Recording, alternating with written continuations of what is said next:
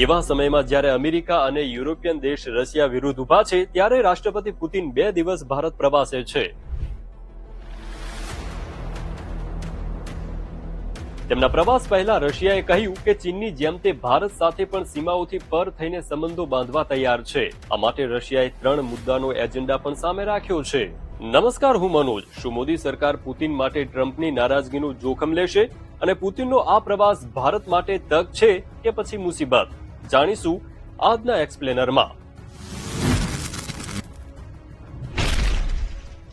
ભારત પ્રવાસે આવતા પહેલા પુતિનના deputy chief of staff Dmitry પેસ્કોવે 3 વાત રજૂ કરી. પહેલી, રશિયા ભારત સાથે સીમાઓથી પર સંબંધો બાંધવા તૈયાર છે, જો કે ભારત પર નિર્ભર છે કે તે કઈ હદ સુધી આગળ વધશે. ત્રીજું, બંને દેશોના સંબંધોમાં કોઈ ત્રીજા દેશનું પ્રેશર ન હોવું જોઈએ. પેસ્કોવનો ઇશારો ટ્રમ્પ તરફ હતો. ત્રીજું, આગામી 5 વર્ષમાં એટલે કે 2030 સુધીમાં દ્વિપક્ષીય વ્યાપારને $100 અબજ સુધી પહોંચાડવા માંગે છે. ભારત આવતા પહેલા પુતિન પણ કહી ચૂક્યા છે કે તેઓ ચીન અને ભારત સાથેના સંબંધોને નવી ઊંચાઈઓ સુધી લઈ જવા માંગે છે. તો શું ખરેખર ભારત રશિયા સાથે સીમાઓથી પર રહીને સંબંધો બાંધી શકે છે? આ માટે પહેલા સીમાઓથી પર એટલે કે નો લિમિટ્સ પાર્ટનરશિપનો અર્થ સમજીએ.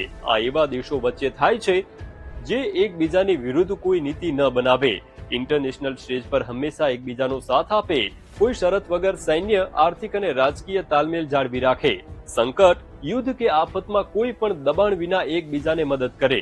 BHUમાં યુનેસ્કો ચેર ફોર પીસના પ્રોફેસર પ્રિયંકર ઉપાધ્યાય કહે છે, અમેરિકા ઉપરાંત આખા યુરોપમાં પુતિન વિરોધી માહોલ છે.